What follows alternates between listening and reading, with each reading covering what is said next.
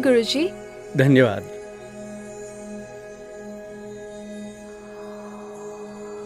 गुरुजी, मैं आपको प्रणाम करती हूँ। ओम श्री गणेशाय नमः। ओम नवग्रह देवताभ्यो नमः। ओम सर्व देवताभ्यो नमः। मनप्रीत जी, आपकी क्या जिज्ञासा है? गुरुजी, ये जो आपने अपने सारे ग्रहों का अभिवादन किया, उन्हें प्रणाम किया, मैं जानना चाहूंगी कि 9 ग्रहों का मानव जीवन पर क्या प्रभाव है? मनप्रीत जी, हमारा जीवन 5 तत्वों के मिलने से निर्मित हुआ है और हमारे शरीर के निर्माण में इन 5 तत्वों का विशेष योगदान है। ये हैं हवा, पानी, पृथ्वी, अग्नि, आकाश। ये है 5 तत्व। बिना इन 5 तत्वों के हमारा शरीर निर्मित नहीं हो सकता। आज तो इसे हमारा विज्ञान भी मानता है। इन 5 तत्वों के योग से बने हमारे इस जीवन का सीधा संबंध सौर मंडल के उन नवग्रहों से है। तो गुरुजी, जब यूनिवर्स में सारे ग्रह हैं, तो हमें दिखते क्यों नहीं? ये बहुत महत्वपूर्ण बात है। यदि आप देखना चाहें तो यूनिवर्स के दोनों ग्रहों को तो आप प्रतिदिन देखते हैं। उनमें से एक हैं सूरज देव और दूसरे हैं चंद्र देव। क्योंकि ये दोनों हमारे सौर मंडल के अति प्रमुख ग्रह हैं और ये हमारे पृथ्वी के काफी नजदीक हैं, इसलिए सूर्य और चंद्र देव हमें आसानी से दिख जाते हैं। गुरुजी, आपके कहने का मतलब कहीं ये तो नहीं कि सूर्य और चंद्र ग्रह के अलावा भी अन्य ग्रह हैं, लेकिन हमारी धरती से बहुत अधिक दूरी पर है, इस वजह से हमें दिखाई नहीं देते? बिल्कुल सही बात है, दिखाई नहीं देते।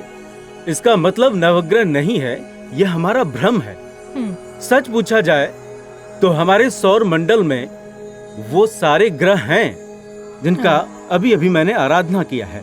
आज तो वैज्ञानिकों ने भी इन सभी ग्रहों को ढूंढ निकाला है और आपने देखा या सुना भी होगा कि आए दिन हमारे वैज्ञानिक उन ग्रहों की स्थिति जानने के लिए रॉकेट यान उन सभी ग्रहों पर भेजते रहते हैं और वहाँ की तस्वीरों को दुनिया के आगे लाते रहते हैं। चाहे वो मंगल ग्रह हो या बृहस्पति ग्रह हो या शुक्र ग्रह हो, उन सभी ग्रहों पर वैज्ञानिकों ने रॉकेट यान भेजकर ये जानने की कोशिश करना शुरू कर दिया है कि वहाँ जीवन है या नहीं। तो इस तथ्य से कम ये तो साबित हो ही जाता है कि नवग्रह हैं और वो अपने पूरे अस्तित्व में हैं।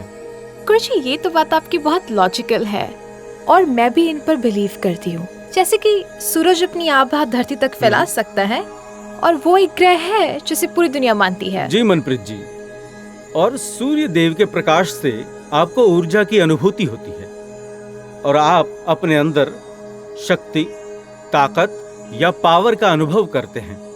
ये भी सच है, उसी तरीके से चंद्रमा आपको रात्रि में शीतलता प्रदान करता है।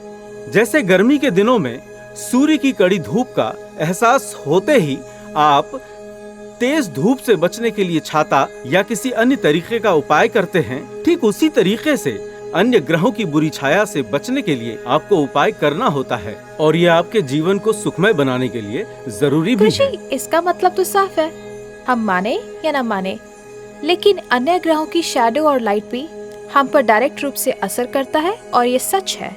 जी मनप्रीत जी, ये 100% सच है। बस फर्क इतना सा है कि ये सब हमको दिखता नहीं है, पर ये तो हमें मानना पड़ेगा कि सौर मंडल में स्थित उन नव ग्रहों का अच्छा बुरा प्रभाव हमारे शरीर पर अवश्य ही पड़ता है। गुरुजी, your logic is so on point.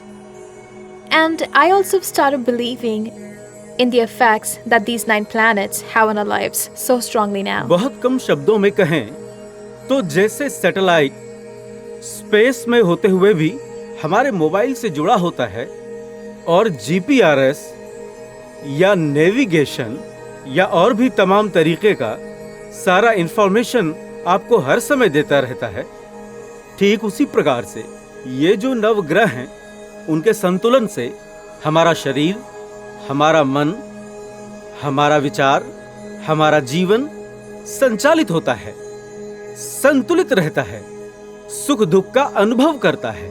हमारे किसी भी शुभ कार्य या अशुभ कार्य का होना या ना होना, हमारी सफलता या असफलता का होना, हमारे पास धन लक्ष्मी का होना या आपका भाग्यशाली होना या आपका स्वस्थ होना या ना होना, ये सारी घटनाएं नवग्रहों से नियंत्रित है।